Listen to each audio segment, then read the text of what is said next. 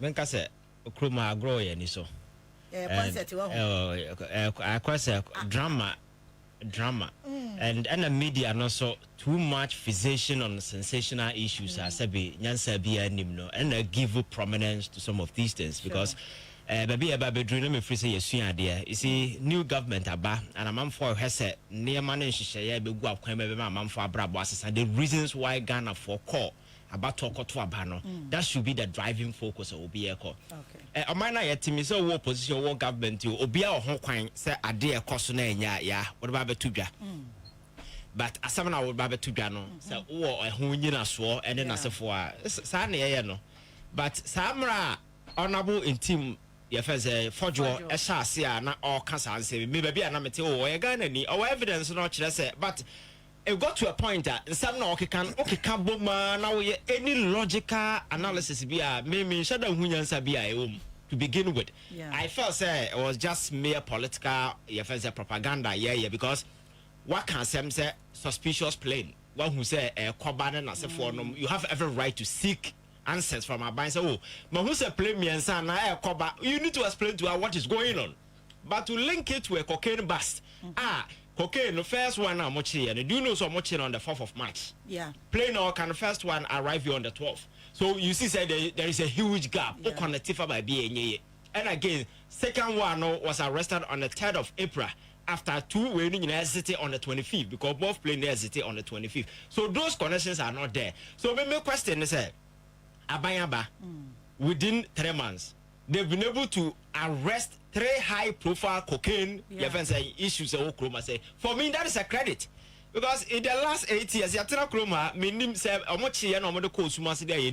but such profile for government to be able to make such high-profile arrests, it shows that the security agencies are doing something different. And for me, that is credit. As an opposition and as an MP, you can pro further by asking the minister and as a national security say we want to know who are involved, what step government is taking to ensure that we prosecute these people. Say to me I save what I say, but to spin the whole thing and make it look like or some evidence be connected to the fact that abayano Sina yachino any plane na buy and I say cocaine plane in a swag cocaine but I nyansa be in the womb say one day cocaine business or so good play mo and then find airport say obi mama just nyansa be anim but and I'm say media no your fixation and obsession with sensationalism and they are interested in tea. So what's scanning through all the media space and nobody is talking about ECG containers either. Nobody is talking about Hadubwa here. They want your friends work for $7 million and then as a forum. All the issues in here and all the media houses actually. And for me, what I'm trying to nanka me person me who say Ntim Fordjour kanasem. Your friends a government outlet na diaba media and who is doing an independent verification to be able to put certain value on the seven or can say no cry and say no cray and I gum and away you wait to man away at one but I dare you would have said the economy and Ghana reputation is on the line.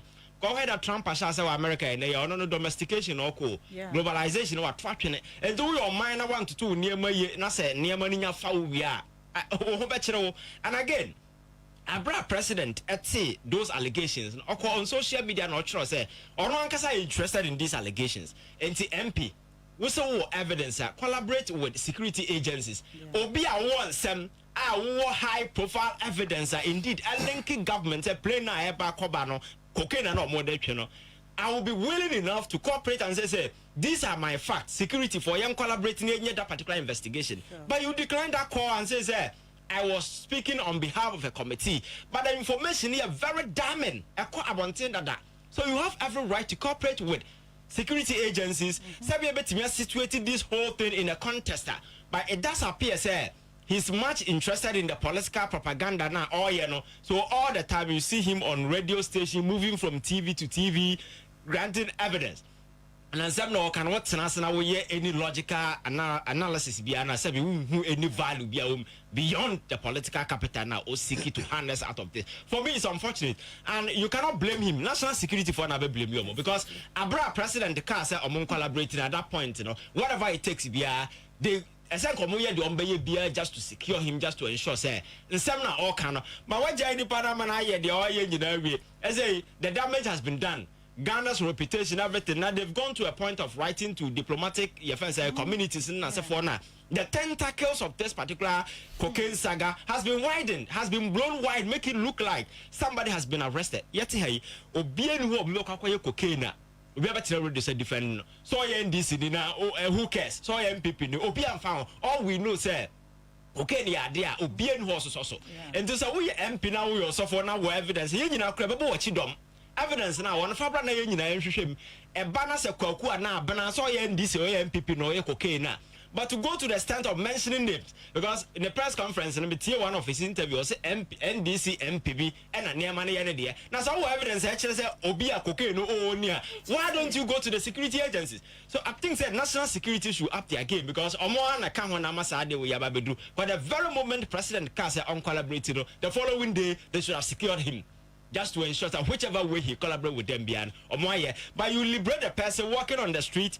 What can the all can you know something you know what can and then the media and also physician on propaganda now I take it the center stage and then it will be a driver an issue no by the sad aspect of it is nobody is looking at the issues they are looking at baby and the across the political divide or NDC near the opinion or MPP the opinion and the media no see the medal.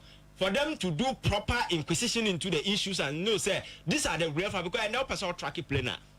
It's so easy to even do it online. There are apps and then as a forum. If you want information, you can cross check with this med because a company Juma now Obia order the flights here or the Carinipa. Now what just say or the swap cocaine. I saw a statement almost say they are ready to collaborate with whichever security agencies we are ready to do the investigation. So why this out there wide blown political propaganda then as a forum? So I think say yeah can who be na kwakudu national security and near my because they left the thing open. And on 7 cost we work a kind of a can you know because me I met hey some metanasana me tasin 7 one after the other my analysis. I'm a question they say abayamba within 3 months. High profile cocaine bust a 3. And it's a buying a cocaine watching the home. It doesn't even make sense. And again, cocaine enterprise in a very complex way. A ring a syndicate no more pretty for 3 months are buying their banner. You can't set a cocaine operation in motion. It's not possible. It will take a lot of time, logistic planning, connection, and those things to be able. Unless you are telling me, say, Abrana or more opposition, they were doing it already. Because there is no reasonable person. How about this? When the 3 months are set a cocaine operation, and we are able to connect from Spain to whichever country, and we are in operation. It doesn't make sense. You understand? These are pertinent questions. How you expect people to do and Americano, we all have our right to make opinion and as for, but make sure say you sit here, you will be situated the whole thing in the context as be a some reason and no one who's a Samna even though you're a politician, but you're a Samna America. But if you ask all the critical questions, you are not getting it. All of a sudden the gentleman has become like a hero and the media we friend how we have friend how Nobody net answer independent verification. Nobody is asking all the critical questions. And I hear the political jandam near Namuru to gum. And I also know say emotional politics and I hear Nipano no harm or Hamijana Hanamijana.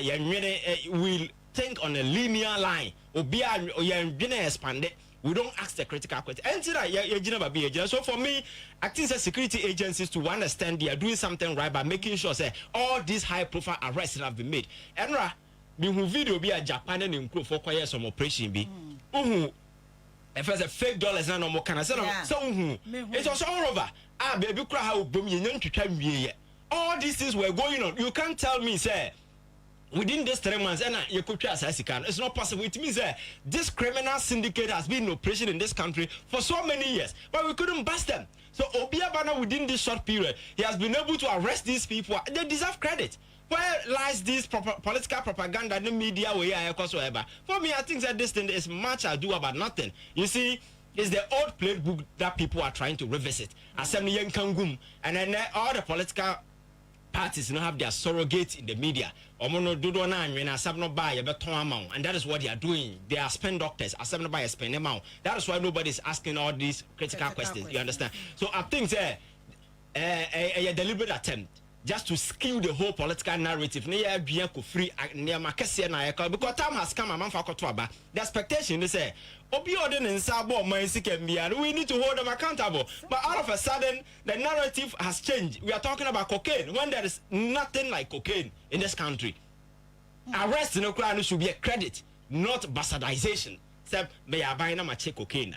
And why do you bastardize me? What about the last 8 years in cocaine? Which means that the business has been in operation. You understand? So I think media no sometimes your fixation and obsession with this sensational way, we are hurting ourselves because maybe free will be a baby Ghana for us and in some year present here we should not be thinking say we are presenting news to some gullible folks we are to make informed choices. Who can say na man for be a critical question, but nipa no omo allege no they are the same people we are following, and we know some no more cannot inquit. They are just series of intellectual gaps. Omo kasa.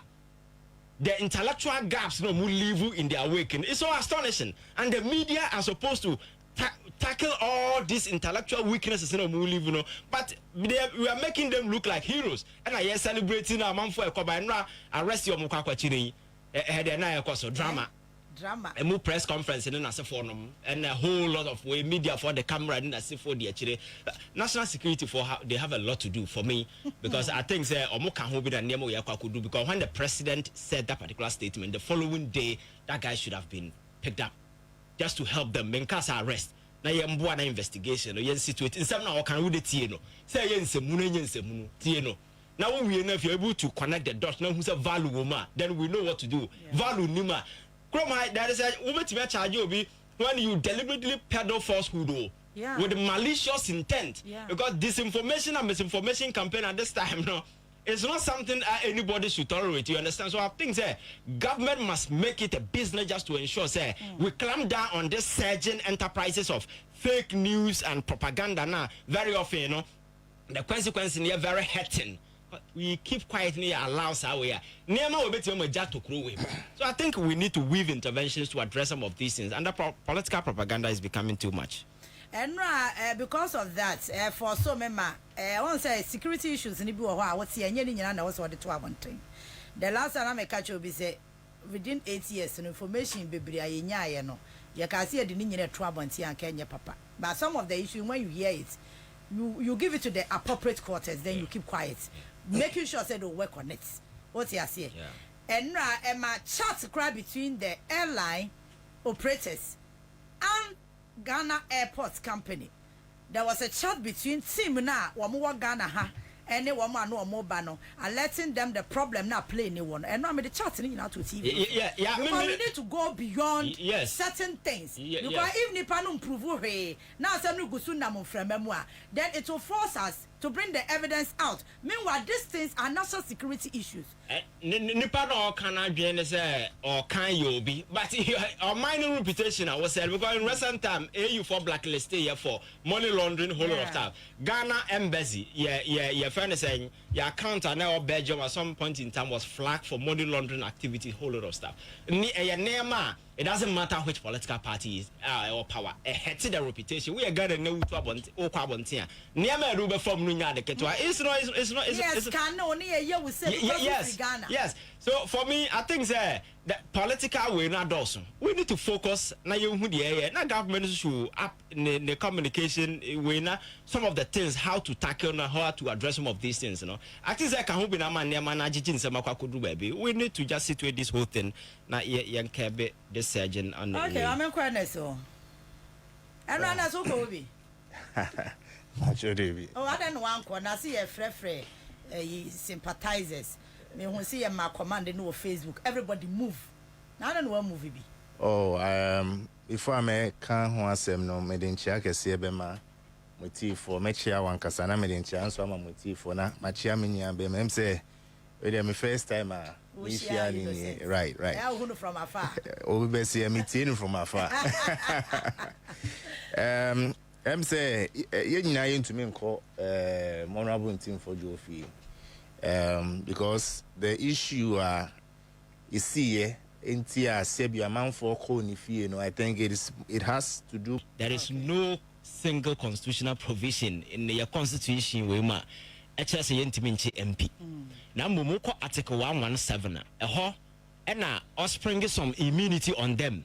So in the exercise or discharge of their duties, you know, and especially when Parliament is in session, I want to mention, but that way is interpreted to mean that when he's on his way, Parliament is in session because he's going to join the session, and when he's exiting, Parliament is also in session. But we what is our name away from MP? Nene yiriti fiofa biaboni tim kuna. Untiminka say MP. What has happened American? So I immunity no protect you more in the discharge of their duty. Sunday uti ufia na what the you can be arrested. There is no law that says MP cannot be. And that's a Parliament will be in session next day and it will not be available. All you have to do is to notify speaker say Abrantani chain is Saturday into Wahuna or custody. So I think that way we just have to clear it. And again, you see, in some suspicious plane circulating is different. Cocaine that has been arrested is different. Me MP no buy and I'll focus on the cocaine. Ya check cocaine within 3 months. You gidi yambisa buying questions are meaning the issue because obia or home. But two distant issues which are not connected in any way. Trying as much as you can to connect the two, no? And then that is what is creating this whole thing. And for me, that is why I blame the security. Say that connection or try to connect, you know, and uncle for that particular way. But to fill the gap with the misinformation as a form, no. I think I'm going forward. I also think say national security, you know, we need to your friend say because in recent times, I think I don't think national security is an intelligent organization because it's supposed to be an intelligent organization. But that is not what they're supposed to do. You work with intelligence, raw information, you process and translate into something valuable. There are other security agencies that should take upon themselves these things. For instance, this arrest warrant or procure yeah, warrant and some kind of social media. Now, one can tell me about you. One can tell me to be fair, say, warrant about you. I'm not telling you about me. You see, I think we need to look at our security agencies as well. Okay.